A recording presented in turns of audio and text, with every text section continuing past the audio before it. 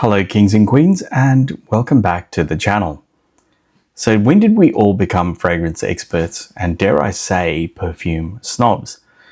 What happened to getting a whiff of a fragrance and being completely captivated by it?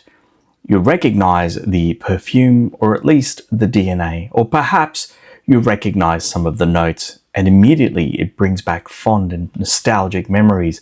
You have this urge then to chase down the person wearing it and hopefully pluck up the courage to ask them what perfume it is that they're wearing.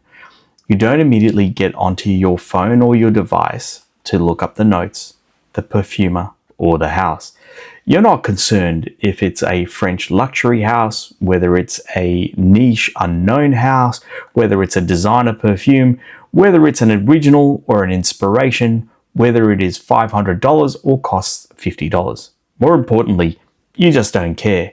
You remain in the moment, in the here and now, enjoying this scent in all its glory and all of the emotions and memories it triggers. You enjoy it. You bask in it. One of life's simplest pleasures. And ultimately, isn't it that all that should matter? Sometimes we forget, and recently, I was reminded. On the way out to take my kids to their OzTag semi-final game, I grabbed a sample near me. Nothing stood out about it apart from it's black and the rest of the samples are white. I didn't have time to have a proper look, but I did my usual 6 to 8 sprays and rushed the kids to the car. I'm out on the road and immediately I'm hit with a fresh burst of citrus. It smelled clean, effervescent, classy. I recognize this smell. I'm in the car and I'm continuing to get wafts. About 10 minutes in, the brightness is starting to subside and now a new creamy richness is starting to emerge, and that's really starting to give it some depth. The dry down isn't as playful and juvenile as the opening. I have no idea what's going on, but I need to know what this fragrance is, but I have nothing to go on, so I have nothing to look up, so I focus on the game.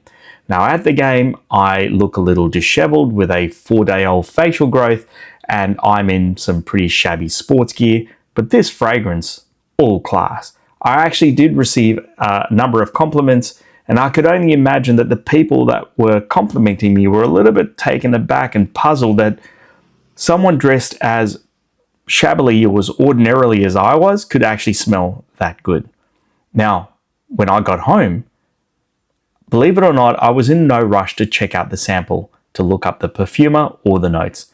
I continued to work throughout the evening because, yes, I also have a day job, but I'm enjoying this fragrance. And only after I've put my kids to bed, my curiosity got the better of me. Imagine my surprise when I discovered that the perfumer was Australian, and the inspiration for this little sample is a fragrance that is an absolute behemoth in the fragrance world, but price-wise, out of reach for some. Now that's, in my opinion, what the perfume journey should be about. It's not about comparing one perfume to another. As humans, or if you have siblings, we don't like to be compared to others. So why do we do it? You also set up a ridiculous expectation.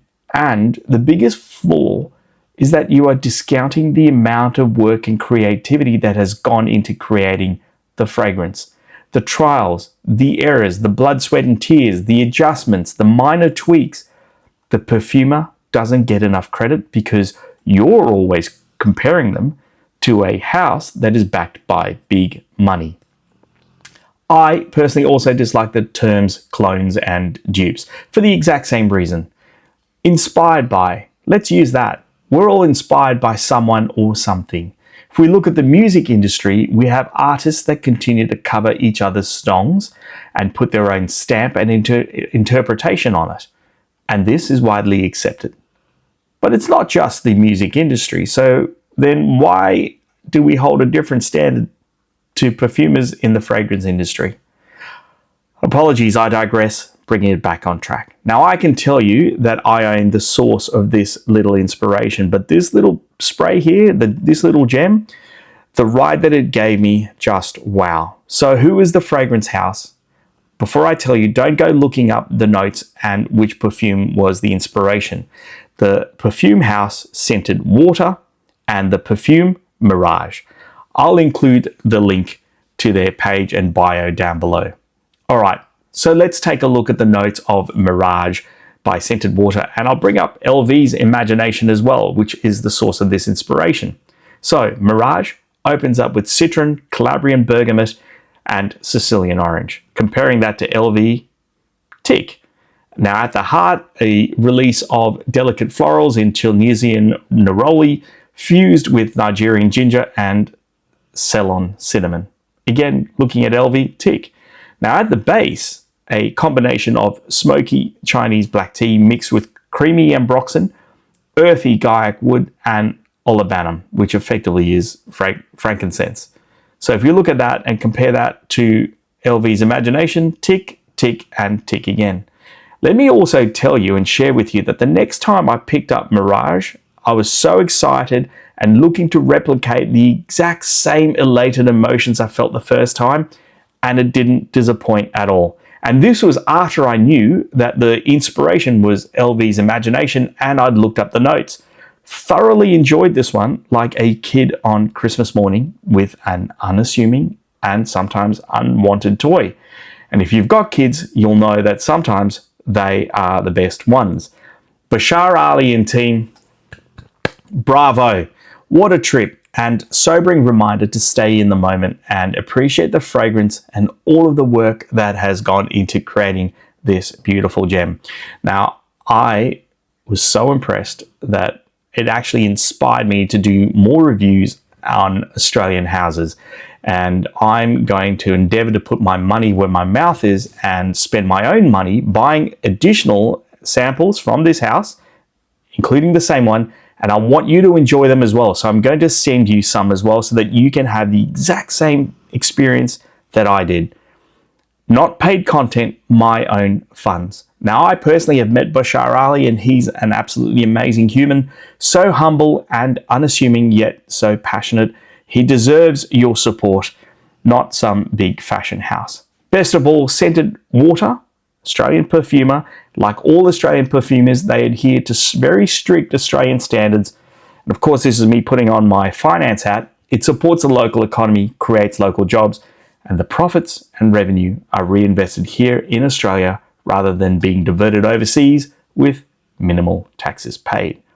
And keep in mind that these niche and boutique and indie houses, both local and offshore, they actually keep these larger houses honest.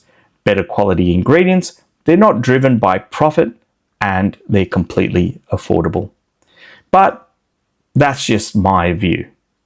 If you do like content like this, don't forget to like and follow or subscribe. And please feel free to comment down below or send me a private message to my Gmail account with your details so that I can buy some samples and send this out to you so that you too can also enjoy them from Scented Water and this very Australian house.